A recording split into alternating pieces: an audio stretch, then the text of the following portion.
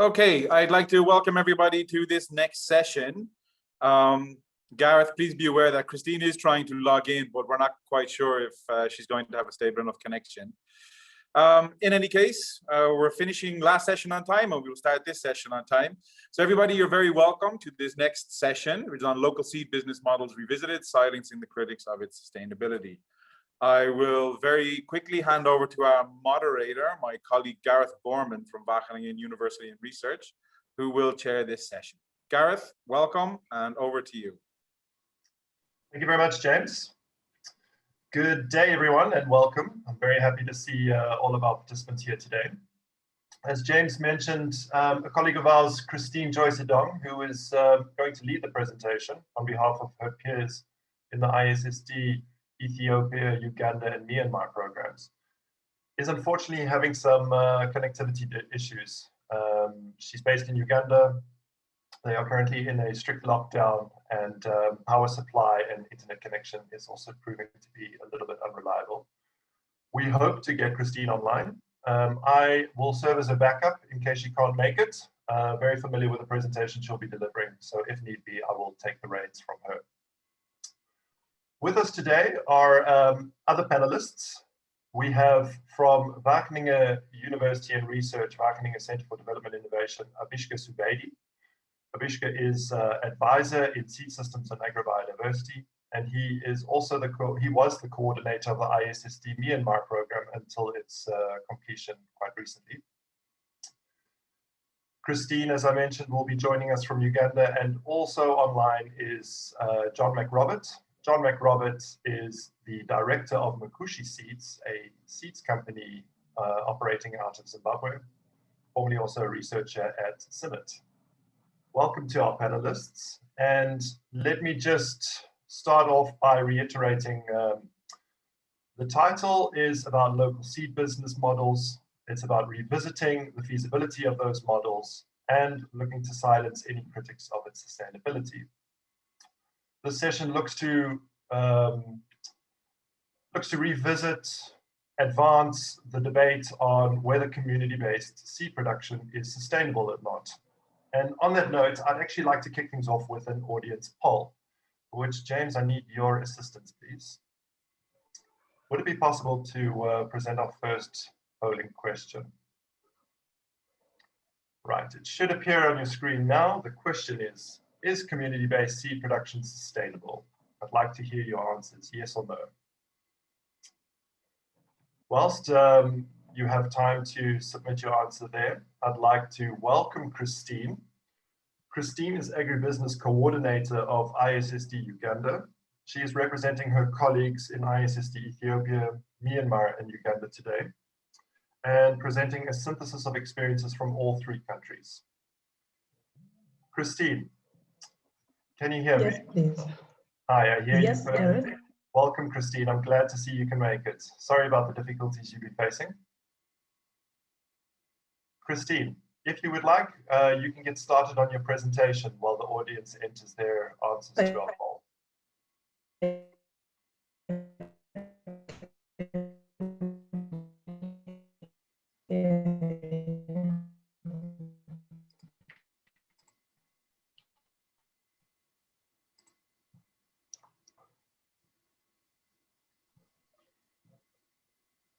Christine?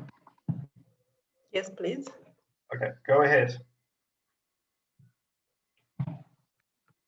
Should I already start? Yes, please. Okay. I think then we can remove the other results on the screen. Can close that. I believe you can probably minimize it on your own interface, Christine. And then just remember to ask James to advance the slides when you're ready. Okay, thank you. Good day, ladies and gentlemen. My name is Christine Joyce-Edong. I work for ISSD Uganda as the Agribusiness Coordinator. So this afternoon, I will be presenting on the local seed business models. We're just trying to silence the critics of its sustainability. And of course, I'll be presenting on behalf of my colleagues from Ethiopia, Myanmar, and Uganda as well. We can move to the next slide.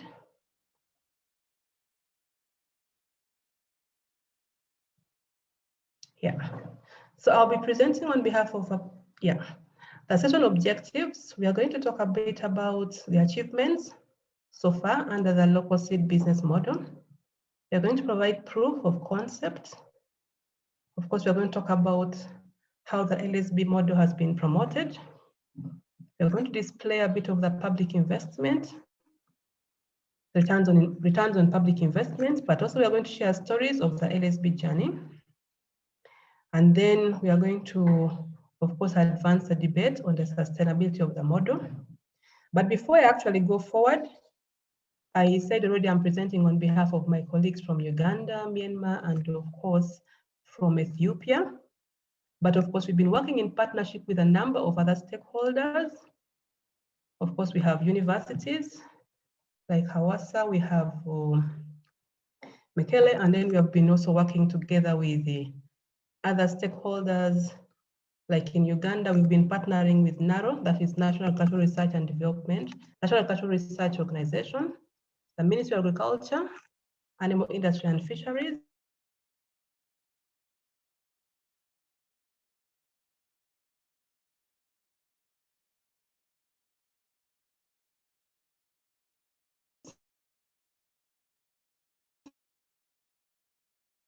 that's in Uganda. In Myanmar, we have been working with the Ministry of Agriculture and University, Wageningen University and Research, and this has been made possible with the funding from the government of the Netherlands.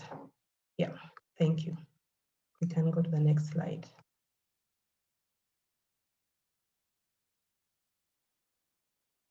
James, the next slide. Okay, so why local seed business? Really, this approach has been very helpful in the countries that we have been implementing this model. We realize that quality seed of crops and varieties on offer by the formal seed sector has actually been few. So that this model has actually come to bring in more of these crops that actually has not been promoted by the formal seed sector. And the farmers and the social networks and the informal markets are often really, they actually only have sources of seed that are locally adopted and then preferred by the seed products. So as this model comes in, we try to integrate the formal knowledge and technologies in the informal seed system. That's why we've given support to the local seed business models. So here we're trying to increase the local availability and of course use of quality seed, which are superior, which are new and improved, and of course what the farmers prefer. So by strengthening this farmers' entrepreneurship, we are trying to ensure that we ensure food security, the nutrition, and of course a more inclusive economic growth. We know seed is very paramount. Seed is a starting material for any food. So if the seed is there, which means when they plant, they are of course assured of the food security, nutrition, and then the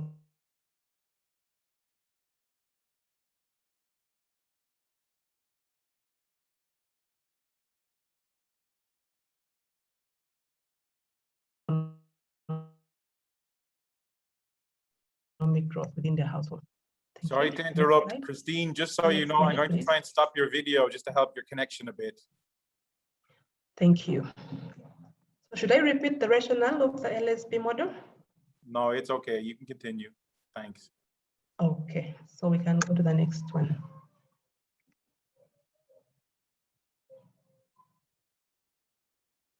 Yeah. So when you look at the three countries, Ethiopia, Myanmar, and Uganda, we want to tell you what does the LSB look like. So it actually varies across these three different countries. Yeah. Now, when you look at that, the business, of course, is run by both farmer groups and individuals. I'll tell you later towards it. When you look at Ethiopia, of course, farmers are legally registered as specialized form of cooperative societies. Whereas in Myanmar, the individual seed growers. And then in Uganda, we mostly have the farmer groups. Now, when you look at the kind of crops that they grow, they are both food and cash crops, across the 3 different countries. Yeah.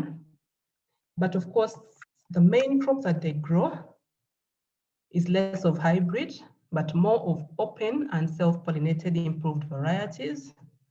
Yeah, but when you combine all this together, you really see that their collective portfolio is more diverse compared to the bigger companies put together. So when you look at Ethiopia, we have crops like wheat, we have barley, we have teff, we have sorghum, we have beans, chickpea. Sesame is simsim, the linseed, and potato. When you get to Myanmar, we have rice, we have chickpea, we have granuts, we have mung beans, we have pigeon peas, and sesame. Now, when you get to Uganda, the crops are more. We have finger millets, we have rice, we have sorghum, we have beans, we have cowpeas, we have granuts, we have pigeon peas, we have soybeans, sesame, and potato. So now when you look at these crops, we have legumes there, we have cereals, and then we have the roots and tubers as well. So I already told you that they are mostly self-pollinated, self and open pollinated varieties. Now, the LSBs or the farmer groups or the individual seed growers, they actually do a number of activities to ensure quality.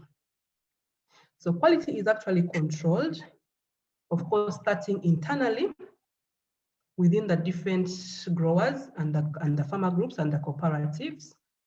But we also have committees that ensure quality. That is for Ethiopia and Uganda. We have the internal quality control committees. But also in Myanmar, the quality assurance is more tailor-made. But at the end of it all, we see that within the internal quality control committee afterwards, the seed is externally assured. So we have seed inspectors, we have the laboratories that ensure quality, especially for Ethiopia. And then in Uganda, we also have, it's a bit more decentralized, whereby the Ministry of Agriculture has decentralized the issue of field inspections and certification down at the district level.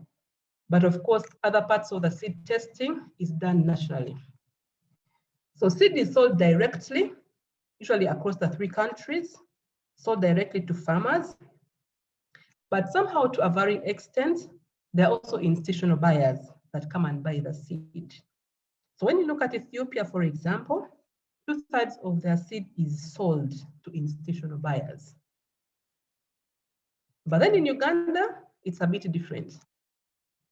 The seed is actually sold more to the community farmers through local exchange, of course, through other avenues or other interventions that we have put down, like through sales of seed through weekly village markets or in local markets, but also through seed fairs and other exhibitions so that the seed can actually reach the community farmers. Yeah, thank you. The next one. Yeah. So as the LSB model, we are trying to sustain it. There are a number of opportunities. There's a lot of rising seed demand. So the LSBs are there, they're producing seed, but the demand is still high. There's a lot of public investment in breeding of these crops and new varieties. There's a bit of little competition with the private seeds companies, which is good for the LSB model. There's increasing policy recognition. I would give an example. The seed that is produced by these LSBs is actually recognized in the seed company, in the seed policy in Uganda. There's growing support from government, from NGOs and research about this model. And then there's emerging business support services, which is a good opportunity for the model. However, we also have challenges. There's still scarcity of early generation seed because more farmers are now producing seed and they need the starting material, which is still limited. Then there's also limited access to seed quality assurance services because now many are into seed production, a number of LSBs, we'll talk about it, over 400. And then there's difficulty in land clustering. We encourage farmers to actually put their land together, so issues of inspection is eased, but still in some cases there's land fragmentation, so land clustering is difficult. And then climate uncertainty and lack of irrigation still affects the seed business. And then other capital constraints in value addition. And then there's letter credit on offer.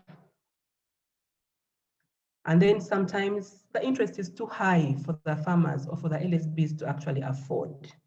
And then few professionalisms in business administration. The LSBs are there, yes, but they still need some business administration kind of techniques to keep them going. Yeah, the next slide.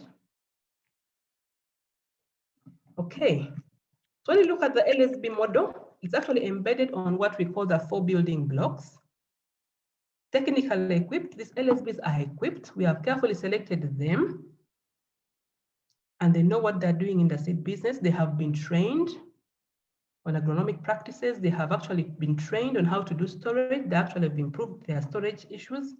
And then they're actually controlling quality internally to meet the standards. Now, when you look at them being organized, they're actually organized. They're managing their business very well. They have division of tasks. We have committees within Ethiopia and Uganda. The ones that control quality that we call quality control committee. We have the marketing committee, the production committee. They're doing their roles very well. And then they're organizing the internal quality control, which is perfectly done. The leadership is good and the decision making is also perfect. And we have also trained them on financial management and control. So we look at the issue of the market oriented.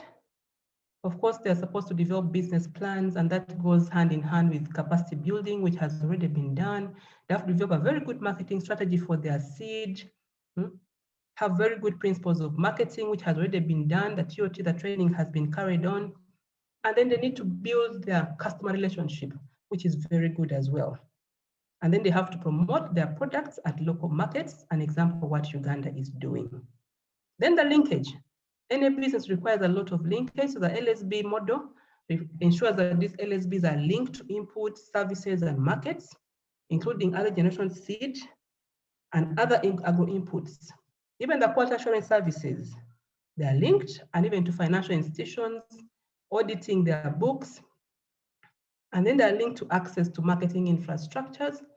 And in many cases, we encourage them to also link to their other LSBs or the local seed businesses, so they can be able to visit, learn more from them, and exchange a lot of ideas and knowledge. Thank you. Next slide.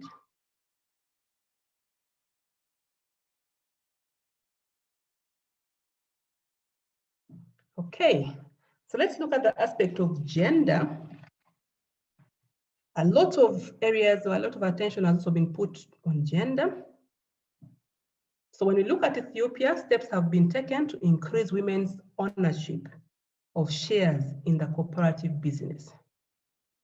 Bylaws have been amended to actually register both the husband and the wife for shares and co-owning shares. So a number of trainings have been done to ensure that really both of them participate. Trainings and awareness raising have actually been undertaken to sensitize all members on gender and promote women participation in leadership.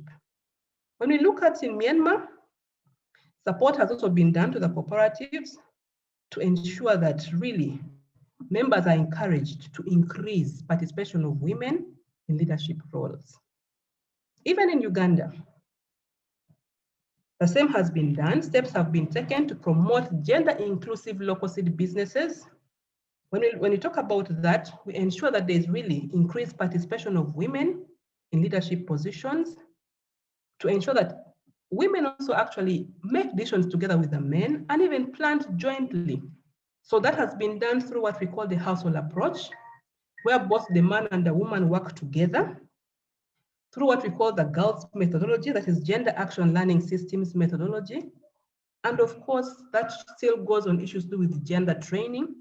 And as we do that, people are ensuring that trainings are done at convenient places because women are constrained. Sometimes they can't move too far because they have to attend to household issues. So trainings are done at convenient places, and even the time to ensure that they first do household chores before they actually come for the training. So all that has been done to actually focus on the gender within the group, within the local seed business model. The next slide. I have to urge you to speed up a little bit, please. Just be aware of time. Okay. We can push it a little bit, but Okay. you have 5 to 10 minutes maximum. Thank you. Okay. So what has the results been like? Women participation has actually increased. When you look across the 3 regions, has increased.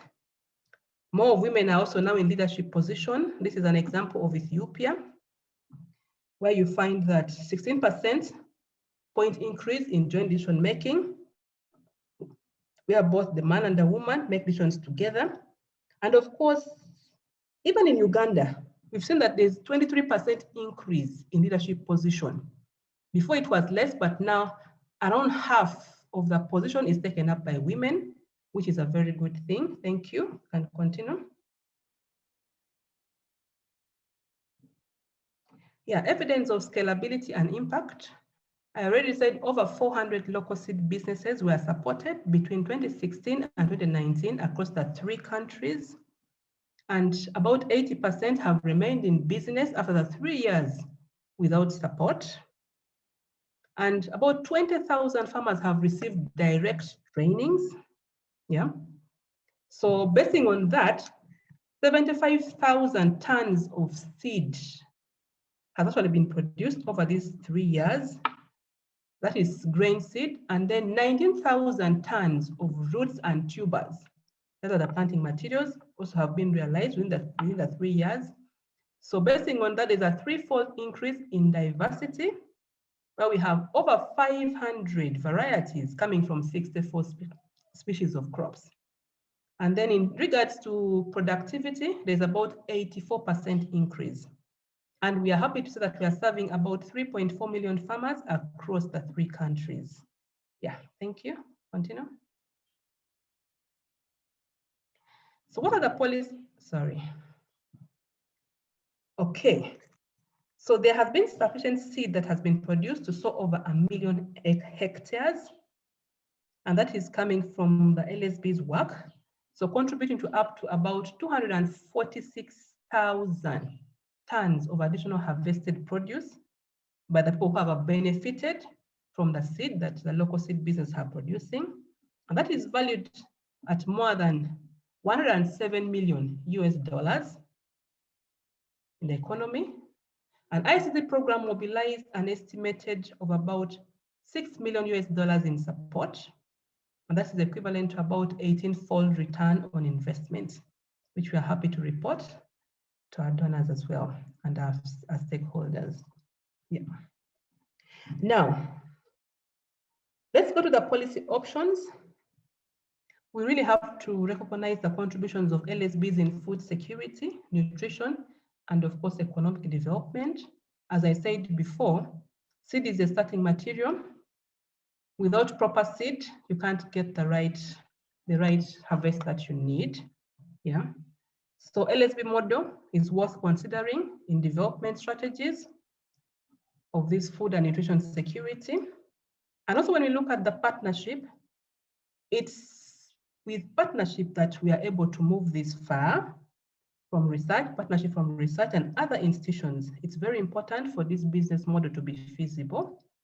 And look at access to EGS or early generation seed and new varieties. It's a bit still a challenge. So we need the research to step up a bit, and that can only be done when we do collaboration. And then the linkage is very important for sustainability as well for this model. And then decentralizing seed quality assurance services for cost effectiveness. Because if it's decentralized within a district or a province, it's much better. It's more cost effective. And then we need to also see that prioritize capacity building in seed business administration over the techniques of production. Of course, we need a number of capacity buildings. Many has been done. We must recognize that. Things to do with business administration, organization management, financial management and control, pre and post-harvest techniques have also been done.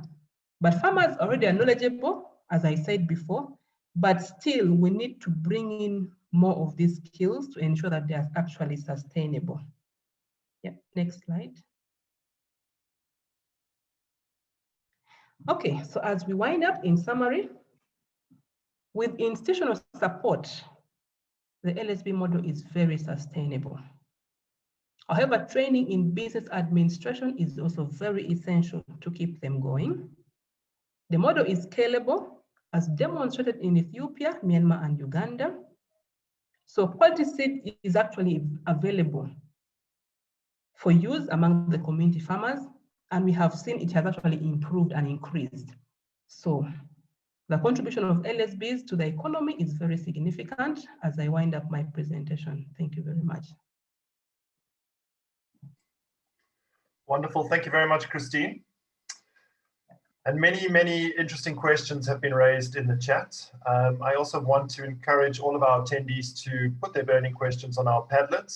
There the conversation can continue. You do not need to rely necessarily on the panelists of today to answer these questions. I'm sure many of you have relevant experiences and can contribute your answers as well to these questions. I'd like to proceed to the panel discussion. I noticed the results to the poll that were presented that we are overwhelmingly in agreement that local seed business and community-based seed production is indeed sustainable. So that is also quite refreshing to see, and that the evidence here is just further validation thereof.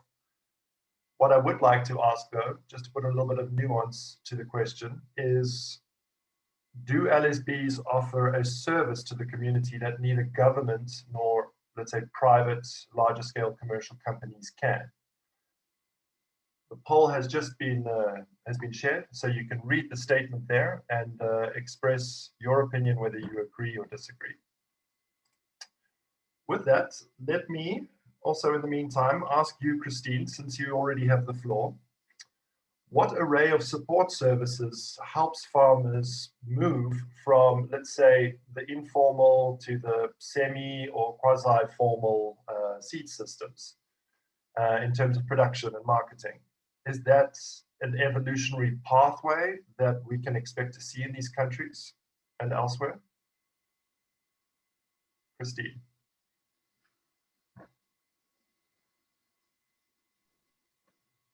Reminder, Christine, just to unmute yourself. Yeah, I'll start by the second part of the question. Yes, that is a pathway that we can expect to see in these different countries.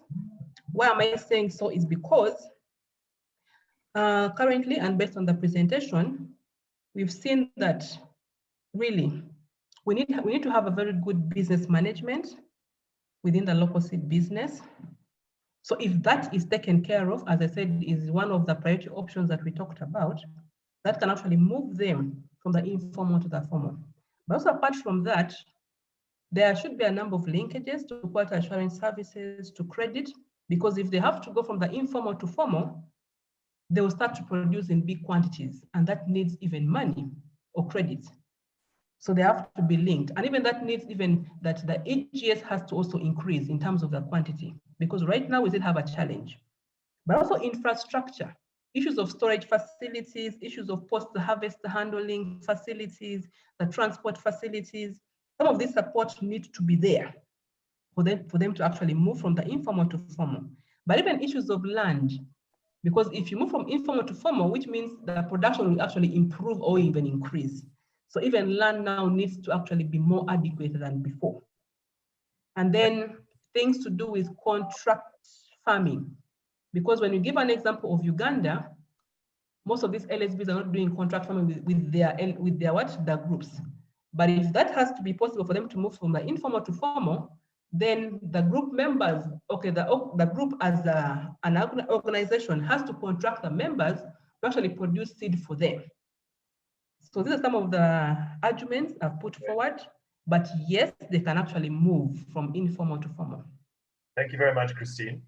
It's an interesting point because as we discussed earlier today, there are a number of crop types for which seed production is less attractive business for larger scale commercial enterprises. And in order to ensure that farmers get access to quality seed of the full range of food security crops that are also important for nutrition, interventions like local seed business are quite relevant. So let me just ask Abishka, from your experience, this evolutionary pathway to becoming a formalized and larger scale commercial seed business, is that necessarily on the cards for community-based seed production, or does it serve a different niche? I think thanks, Gareth. We need to understand what is meant by the formalizations here. There are different ways of recognitions of these intermediaries, seed producers groups, to recognize through, for example, legal registrations of the groups. We often found these are one of the big challenge. Like when we started to work in Myanmar, there is no government rules and regulations that allow these informally organized seed growers to be registered in a legal way. That gives already a lot of advantage because of the access to credit from the financial institutions and access to the seed service provisions. So in that way, one aspect of development is to how do we see that kind of formal recognitions to these groups, and then what kind of laws and regulations allow them to develop the business and then to market the seeds legally within the communities or beyond the communities. So it also that's also the pathways for the sustainability. So remaining as unregistered groups, in my experience, brings a lot of challenges for the future sustainability. Yeah. Thank you, Avishka. And also, you've seen a number of these LSBs across the 3 countries we're speaking about today, but you've also seen similar types of business models elsewhere in Ghana, for example. Are we talking about the same business model here, despite these differences between one country and another, their legal recognition, and perhaps other differences to the composition of their organization? When you look at these 3 countries that Christine explained in quite comprehensive way, we could see they are all similar, like the farmer-based, either they are organized into group or cooperatives, but only in the case of Myanmar, they are more individual seed growers. And when you look at the focus of crop, they focused on similar type of crops. And then when you look at the quality assurance systems, there are some differences we could see, like Ethiopia, in Uganda, it's very much well-developed quality declare seed system being used. Ethiopia is different, but in Myanmar, it's more certified seed or participatory guarantee seed system, for example, for the rice, crop like rice. But the main emphasis and then how these LSBs are getting towards the sustainabilities and getting towards the economic scales, the business model behind, I think in all the 3 countries are same. And these business models are structured around these 4 performance areas. That's also Christine highlighted.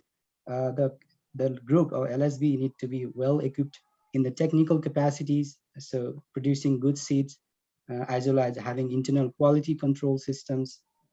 They need to organize, the organizations need to be well organized, so they are able to develop the business plan, and they organize, they know how to organize finance, and also the LSBs need to be market oriented. Yeah, so they know the customers and getting feedback from the customers, and also the doing a number of activities for the seed marketings. And finally, these strategic partnerships and linkages with seed service providers, for example, access to early generation seed, or access to the seed certifications, or access to the financials or credit. So these are some driving business models that we could see very similar way being evolved in Ethiopia, Uganda, and Myanmar, but there are few differences are there, like what we see in the quality assurance or organizations, the group or individuals. Yeah, so in that way, I could see the basic driving models are very similar in three countries, and that helping these LSBs towards the sustainabilities. Thank you very much, Avishka. On that note, I'd like to ask John, reflecting on these indicators of performance that Avishka has mentioned, is progress against these indicators sufficient? Or what else does the sustainability of these local seed businesses hinge upon? Yeah, thanks, Gareth, and greetings, everyone. Yeah, look, when you look at indicators of success in a local seed business, I think you can look at internal and external indicators. I mean, obviously, internally, the LSB has to be viable to be sustainable. Now, how you define that viability may be a little bit different for LSB than it would be for a seed company. I mean, obviously, you know, pure dollar profit terms are important. The LSB has to be able to sustain itself financially. But I think we can also look at indicators of success around functionality. Looking at things like the organizational functionality, the seed chain process from EGS right through to the sales, and how they engage with their customers and their local community. You know, we could develop all kinds of indicator PFIs there, or KP type things. But I think also for LSB, we can also look at external indicators. For example, you know, what's happening in their community because of their presence in terms of seed uptake, variety uptake, additional production by farmers, the economic benefits that spin off the LSB into the community and into the participants in the LSB. So yeah, there's a lot of indicators that we can look at, but like I said, the root of it is the viability of the entity itself. And that, you know, for a business like mine, a seed company, you know, which is really profit driven, that might not be exactly the same for an LSB. I mean, they because there are other benefits that come to the members and the community from the LSB. So just driving pure profit might not be necessarily the only and important indicator. All right, thank you, John. And just honing in on viability for a moment. One of the points that Christine made was that it's crucial for the LSB to also have the necessary competencies in business administration. Can you also share your points of view on that, given the context? Yeah, I think because LSBs are often community oriented, this is a very critical thing, which is slightly different from a seed business. I mean, obviously in a seed business like mine, organizational structure is important, but it's slightly different in the way you would do it compared to an LSB. So for an LSB, I think the unity amongst members, the systems that are put in place in terms of paper trails, inventory management, accounting, and the management, you know, Christine mentioned, you know, like committees and so on. It's quite a different kind of way of structuring LSB from a seed business. And a lot of thought and interaction amongst members has to be put in place to get those structures correct, so it can be viable and sustainable. Right. Thank you very much, John. Christine, back to you. Given your experience in Uganda, could you please share perhaps some of those experiences about what are the critical thresholds to the viability of different groups engaged in seed production and marketing? Okay, thank you, Gareth. Some of the thresholds to viable local seed businesses within Uganda, I would say the first one is the issue of business orientation, and that goes back to mindset on business growth. Yeah, of course, I would give an example still on Uganda. A number of LSBs started seed production, but somehow their mindset was not too much on growth. We ended even dropping some of them. Very few, of course, we dropped them. So the issue of mindset, but also apart from that, we look at the access to storage facility. That's very important. So for any business, local seed business to be feasible, there has to be a structure where they can actually store their seed properly so that the issues of quality is not lost and other aspects. But also, at a level for them to be feasible, to be actually feasible, there should be a minimum acreage that they should be able to produce every season. Yeah. To start with, we had put about 20 acres per season, looking at the composition of the groups, around 20 to 30 members in a group. Yeah, minimum of 20 acres, but even above that is better. Yeah. But also apart from that, how much money are they getting from every season? The minimum has also to be there. And we started with minimum of 20 million Uganda shillings, but that is even becoming small now, should be way above that. Yeah. But also the issue of collective marketing, because these are farmer groups, so they should actually be able to bulk and market together. Because even before they actually market their seed, it is through the bulking process that is where the issues of other quality assurance services actually is done. Like, for example, seed sampling and testing, yeah, where the results are brought back and then they can actually be able to acquire labels.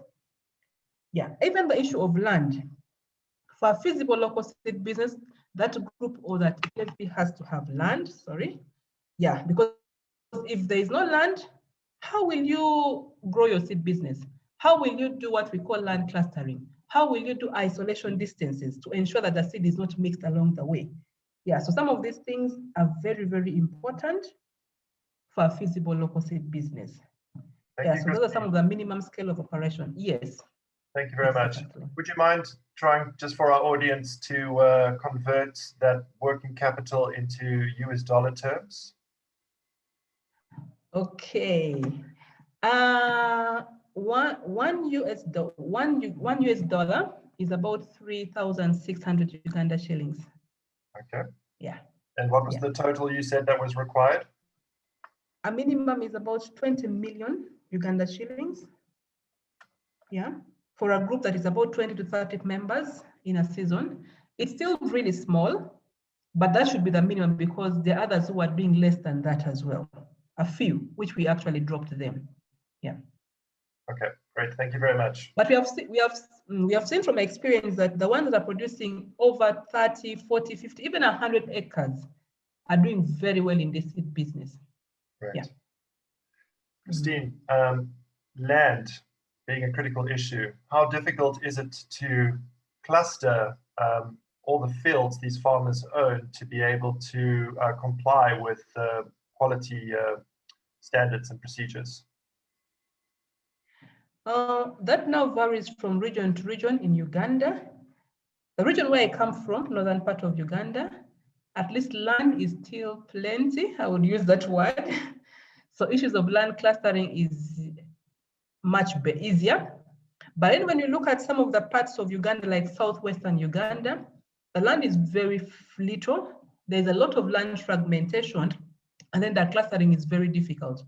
And yet for quality assurance services, to start with field inspection, the DAOs or the inspectors require that your seed fields have to be together, and that should be through land clustering.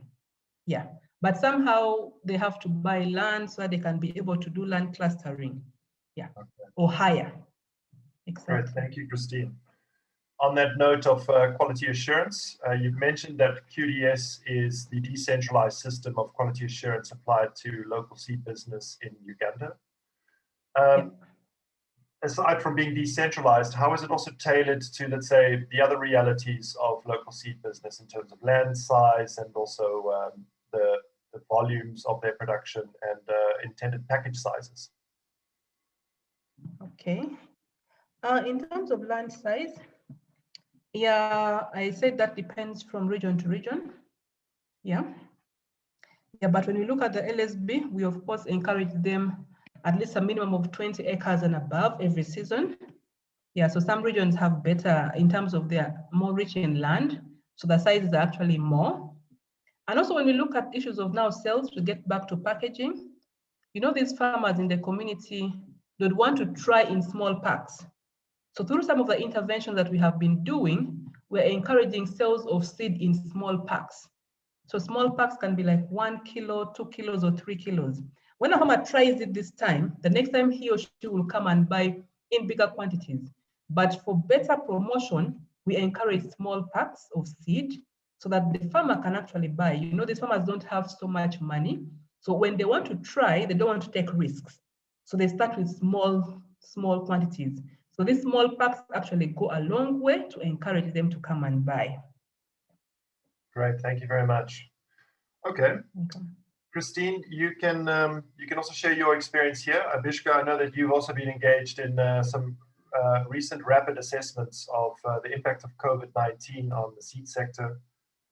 What has COVID-19 meant for the performance of local seed businesses? Is their contribution more or less relevant now, given the travel restrictions and health protocols and a general decline in economies of many developing countries? We'll start with you, Christine. Okay, thank you very much, Gareth. The COVID-19 has really affected the local seed business. Let me first give an example of last year, 2020, when the pandemic just started. We went into total lockdown. That was around March. And that was the time that farmers were still buying the EGS, the foundation seed. So somehow, with the total lockdown, movements were restricted, no public transport, with the exception of only cargo means. So somehow, almost about 40 to 50% of the LSBs could not access foundation seed, EGS. So which means the production dropped drastically. Even the staffs couldn't actually do their work because that was not allowed by that time. So access to EGS was a challenge, production dropped. Even the sales of seed actually dropped because in some cases, somebody wants to come and buy seed, but the means of transport is restricted. So even the sales of seed dropped. So which means a number of farmers couldn't actually produce the seed for the community farmers. But that one was eased a bit when somehow the restriction of movement was actually a bit levied. The same thing is happening this year. About 2-3 days back, now we're in total lockdown, where public transport has been restricted. Yeah. So it's still going to a bit affect, but this one may not affect much because farmers have already bought the foundation seed, the EGS, to plant for the season. But I must tell you that it has actually reduced the business of the local seed business. Great, yeah. Thank you, Christine. Thanks for sharing those reflections. Avishka, if you have a short reflections on your experiences in Myanmar, please feel free to add them. Yeah, I think in Myanmar also very similar scenarios. That's what Christian just highlighted.